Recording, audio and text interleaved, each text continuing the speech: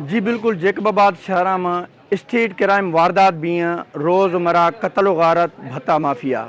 तमाम बाज़ कस्ते में सरगर्म हैं। जेकबाबाद डिस्ट्रिक्ट हवरा खनो तहसील गढ़ीखेरो भी या तहसील कस्ते ठुल भी या जेकबाबाद तालका भी बदमनी वर्सरा चढ़सो शुदा हमारी वजाई कारोबारी मखलूक कारोबारी दुकानदार बिजनेसमैन ताजिर कुल कस्ते बुराए तरीका को लुट जीगा फुल जीगा। पुलिस और आखनो तो पुलिस के मुकम्मल तौर के इस्तेमाल नाकाम नज़र आ गए। वक्ती माँ आंदा जेकबाबाद मेन शागाजी मोहल्ला मौजूद हूँ। एक दुकानें हम कस्ते मजन वारदात भी कई लखें रुपया कस्ते हमा गोदाम स्टोर या हमारी कस्ते हमा सामान कस्ते दुजी भी सोच सका वधिक ब्याए शहर वालों ही मालूम खनो हमा कस्ते हमें वधो के वारदात बारो में छे कुछ का मुझे जो का ना 7 को 8 लाख जो का ना सामान चोरी थियो आहे। इहो त हाणे जीअं ॿियो तालो जेको उहो हणी विया या वरी गैलेंडर ॾिठुमि त वरी गैलेंडर बि न हुयो,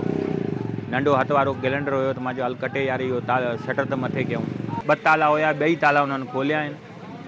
चाबियूं उते उछलियूं आहिनि, ताला बि उते उछलिया आहिनि, पंहिंजो हिकिड़ो ॿियो तालो हिते हणी विया आहिनि। पुलिस आई आहे, मतिलबु जेको आहे न चए थी, मतिलबु मां ॾिसां थो मतिलबु कैमरनि में हिननि में चेक कयूं सा हम शहरियों हिंदा हरचिए शहरी अस्ता हमा कुल अजाब था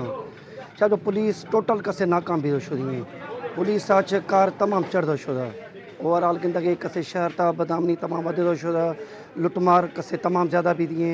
हैं, स्ट्रीट क्राइम तो अञा तमाम ज़्यादा है। हमारी वास्ता पुलिस तकरीबन नाकाम है, कोई कार्य नफो खड़े आम शहरी अजाब थे। हमारी वास्ता नहीं वक्त ये शे उस्ताद अमजद है कसे एसी दुकान हमा कसे सुबह अख्ता कसे बोरे थे ताला बाला कसे बोरे था तकरीबन शिया कीमती सामान था हमारा टोटल सामान कसे कश्त पड़ता है 8-9 लाख रुपया शिया तकरीबन सामान था हमारा टोटल सामान कश्त है। गरीब है आम मर्दुम हमारा छिया खुद खंद हमारी ये वदा वद कस्ते तकलीफ़ दा हमारे रस्ते हमा भला ऑफिसर SP साहब को ताई कसे पुजात खंद पर हमारी ताईद कसे हरचिए कसे एटमाती मसला भी ना नाकामत न खुद खनगाद सिंध सरकार हरचिए कसे कुछ गए हमें कुल नाकाम हिचद नहीं कुल दुरो गए बाकायदा कसे शहर था हमारी अञा ज़्यादा कसे अमन अमान खराबी हो चुके था तमाम ज़्यादा कसे क्राइम बदे दो शुरू सिंध सरकार दस हिचद नहीं हमार खन तो खन पैदा रहा लेकिन कसे कोई आने आ तो हमारा निश्तो वधी कसे टोटल ईवाने ता निश्तियाँ हरचिए कसे मज़े कसे असत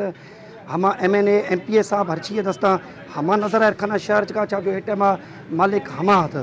शहर वारे सामा हथ पर हमा तो शहर और कसे निंदर का इस्तो दादी हथ शहर कसे बस अल्लाह यासरो माने बिल्कुल शुमा कस्ते शहर वालों ही हवा रश्तो तो हमारी हमें कुछ गए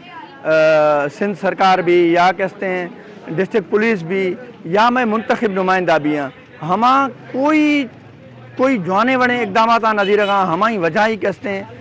मखलूक अवाम शहर वासों के मजन मुसीबत ता के मुब्तला हमें आला हुकामा के मुतालबा खुदा जुआएँ वड़े के इकदाम जीरा ताकि शहर के अमन व अमान बरकरार भी सभी। वीडियो जर्नलिस्ट वज़ीर कबीर अहमद अगवारिया बशीर अहमद बलोच वश न्यूज़ जेकबाबाद।